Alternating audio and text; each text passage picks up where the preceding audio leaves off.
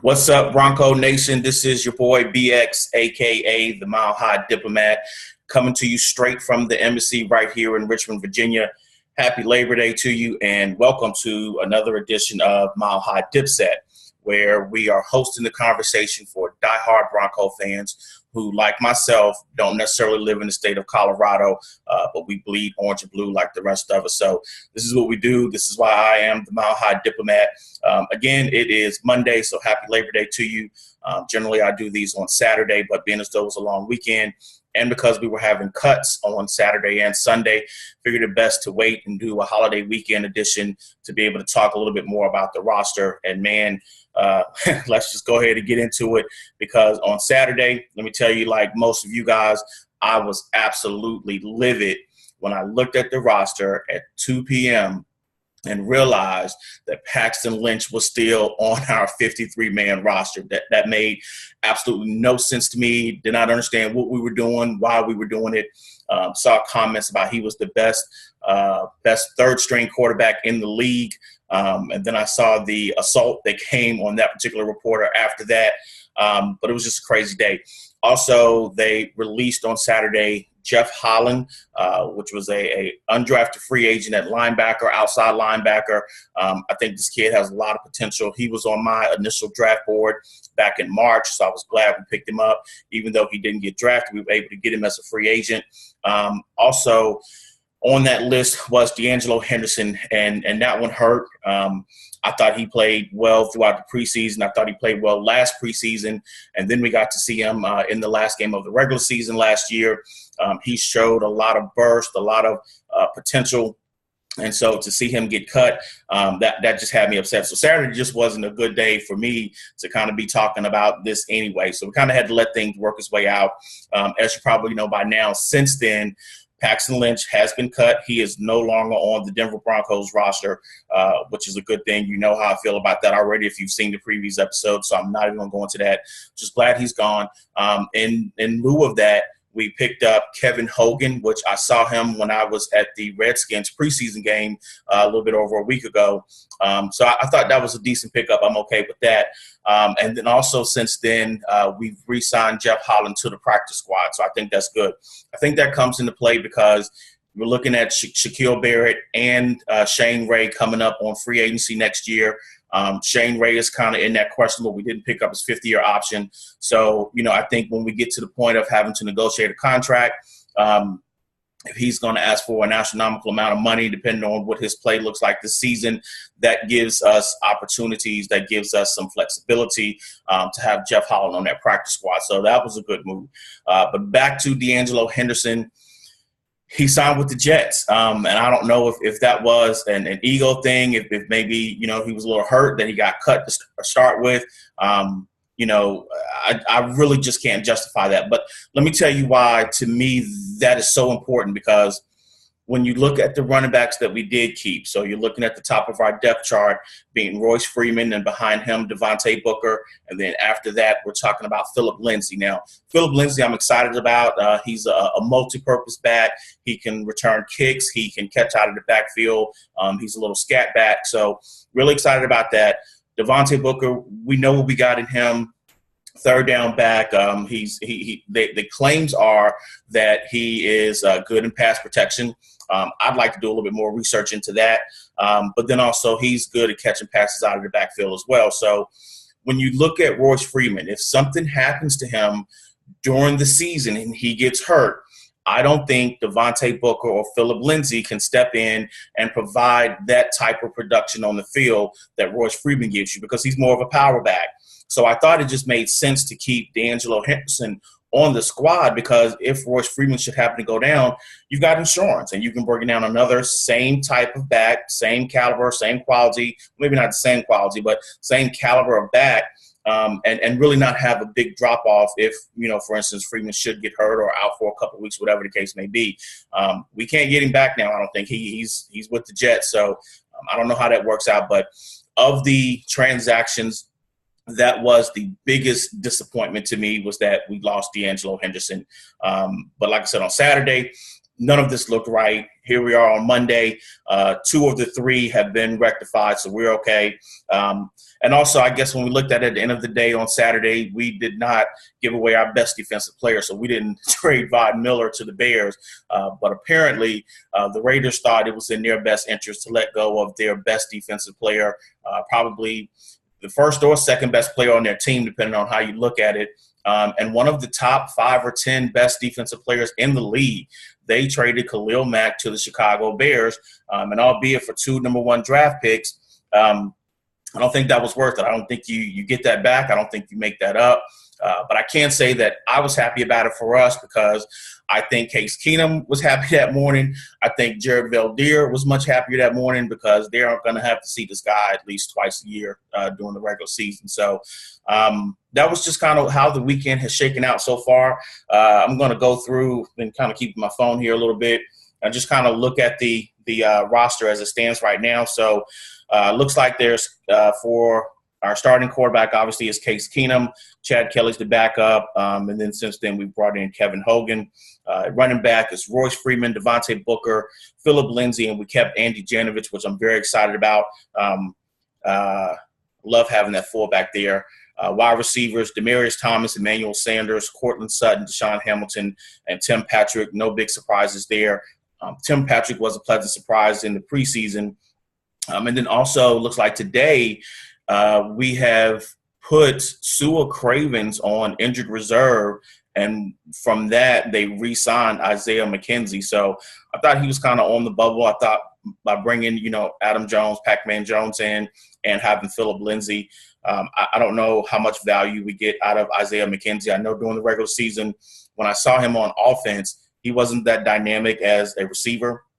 So, we'll just see kind of how that works out. But, again, rather than having Isaiah McKenzie, I would have loved to have had D'Angelo Henderson.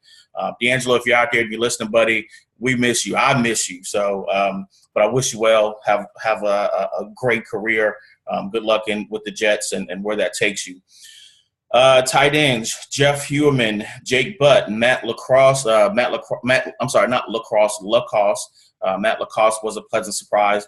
I think Troy Fumagala was sent to injured reserve as well. And Austin Traylor was cut. That was kind of surprising to me.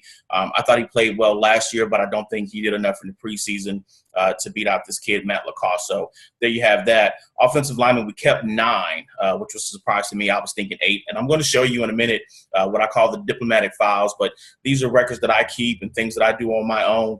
And I'm going to show you kind of what I had laid out for our 53-man projection.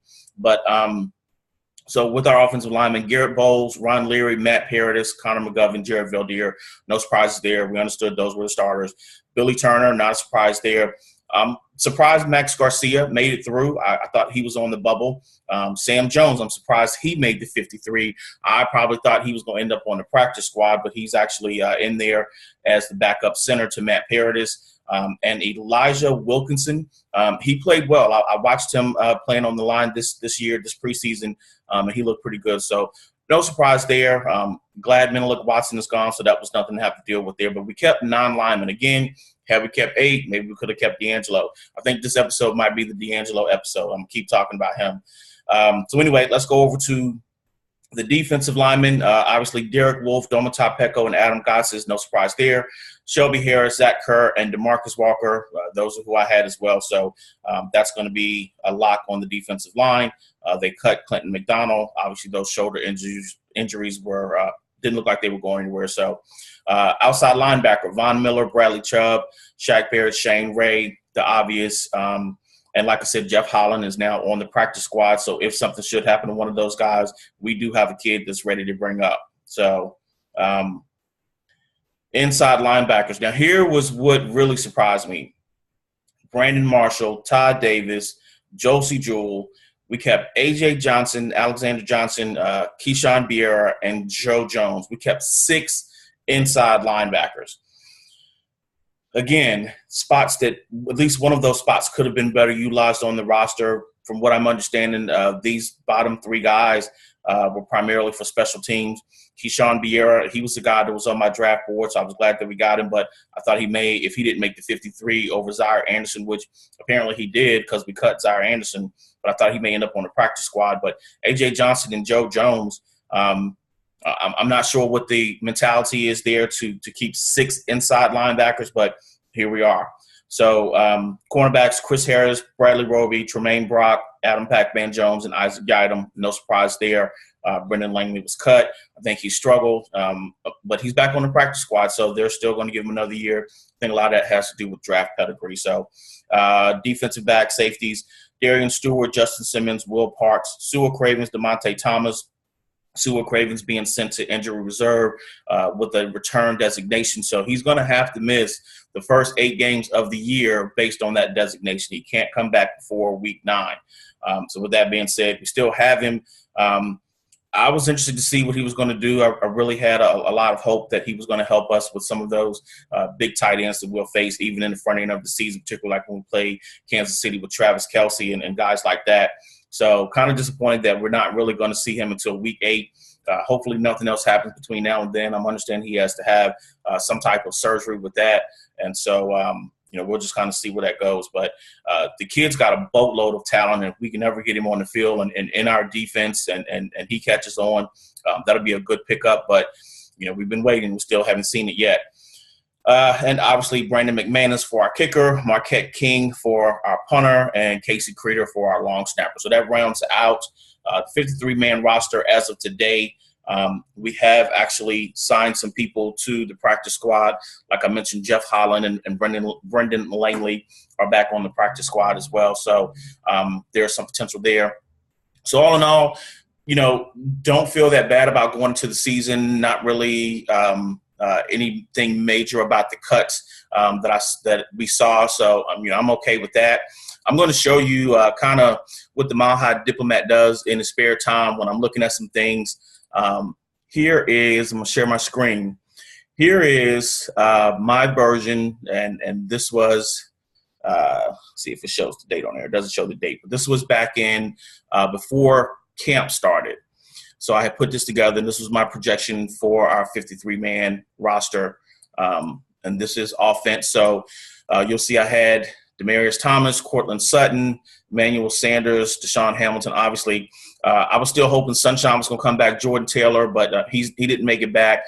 So let's go ahead and change that out there because that's going to end up being Tim Patrick.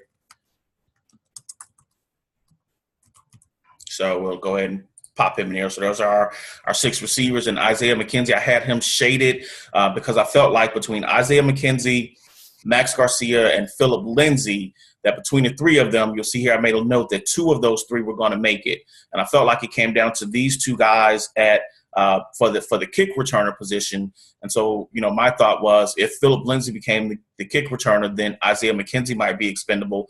If that didn't happen, then they might end up keeping Max Garcia as another lineman. So they did do that. So I'm going to take the gray shade off of him. And I'm going to take the gray shade off of him. And take the gray shade off of him because Philip Lindsay is officially on the 53-man roster. And then what I'm going to do is replace D'Angelo Henderson with Philip Lindsay. So that's what that looks like. Now I can just kind of delete that. Special teams down here, you see that actually Austin Traylor is being replaced by Lacoste. I'm sorry. I keep messing it up.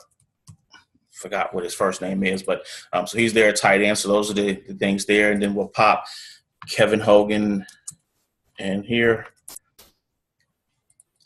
I'm going to delete Menelik Watson. He's gone. Coanjo didn't make it. I was kind of thinking he might be a good pickup there. Sam Jones there, and Wilson, Elijah Wilkinson there. All right, so I'm updating that.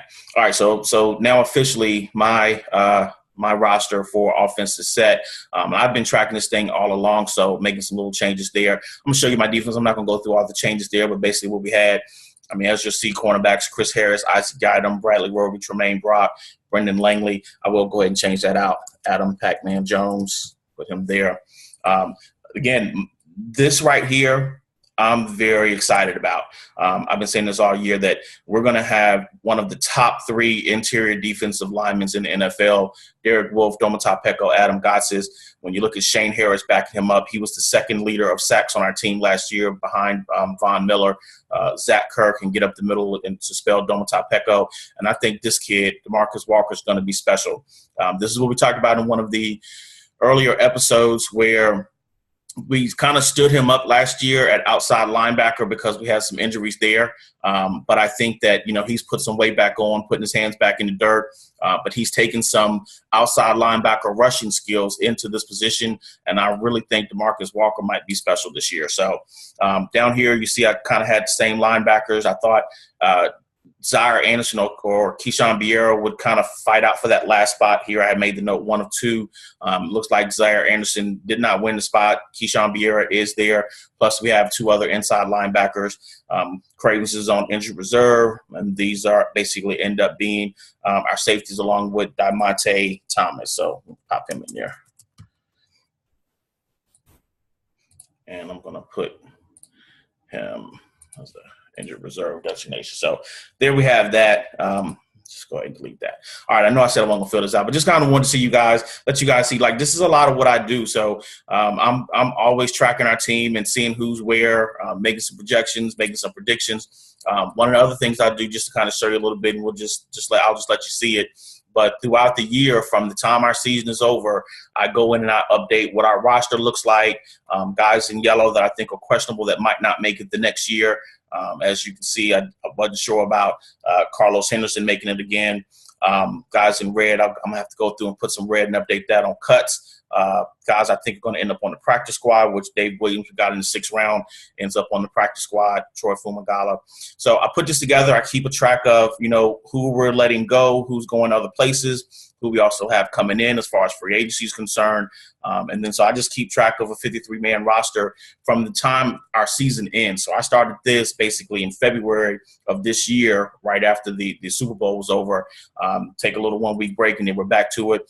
Here's what I work on during that time, from the time of the combine up until the draft. I'm always doing this. And so I'm building my own draft board. You've heard me refer to it a couple of times. So I'll just show you there. And so this year, I actually had a couple of these guys on my board. Bradley Chubb obviously was on there. I think when we got down to Josie Jewell was on my board. Troy Fumagala was on my board. You'll see here I had Jeff Holland possibly as a 5th-round choice, and he ended up actually being an undrafted free agent. So I'm doing that. Over here, I just kind of make my own dream draft list, and sometimes there are different scenarios. So one was if we had traded out of the number 5 spot. This one was, if we did, I wanted to do a trade with Buffalo, and so trade out of 5 and pick up the 12 and 22. And these were some things I wanted there. So, again, these are just my dream scenarios. And then even over here where my scouting, most of these guys that I have on that board, I actually have little links to some footage of them in college, some highlight features, stuff like that, so I can take a look at who they are whenever it's available. So kind of, hey, guys, like I said, this is what I do. I am the Mile High Diplomat. I'm always looking at, what's going on with our squad, where we are, some different things, and just kind of keeping as much knowledge about our team as possible because, I'm just passionate about these guys. I'm passionate about this game and the sport, but particularly about my Denver Broncos. So with that, there you have it. Again, I'm just going to leave you with, I think the team looks very good going into the season. I think if we see our offense start to click a little bit, as I saw them do throughout the preseason, then we're going to look good. Again, my prediction for our season at this point is 11-5. I went through that early on in one of my opening episodes, and I talked about how I feel like we're going to win most of our home games. 6 out of the 8 I'm fairly comfortable with, and then 2 of them being the Rams and the Texans. I think we might struggle. We can pull one of those 2, then we should win 7 of our 8 home games. I'm thinking the one that we will have a better chance of winning will probably be against the Texans. I think the Rams are going to be stout, and I think Wade Phillips knows us all too well. So I see us winning 7 games at home, and then I see us winning 4 games on the road. the Baltimore game, the Arizona game, the Cincinnati game, and there's one other, I think maybe one of the Raiders games. So those are 4 games I see that are winnable for us on the road. So 7 at home, 4 on the road. That's 11 wins, 11-win season. I think that should be good enough to definitely get us in the playoffs and possibly even get us back to being the division champ. So looking forward to that. Hey, I'm not going to keep you any longer, so you can get out and enjoy your Labor Day, throw some things on the grill. That's what we've been doing here in Virginia. Had some ribs yesterday with some of my buddies, and we all went out and had a good time. So hopefully it'll carry on today. You all have a good time. Be safe out there, and we will check in later on in the week. By the time we check in the next time coming up, we're probably going to be less than 24 hours away before it's our game time. So with all that being said, this is the Mile High Diplomat. Follow me on Facebook. Follow me on Twitter. If you have questions, send me emails at milehighDiplomat@gmail.com. All that information will be in the box below. All right. Have a good one. This is the Mile High Diplomat signing out. Take care.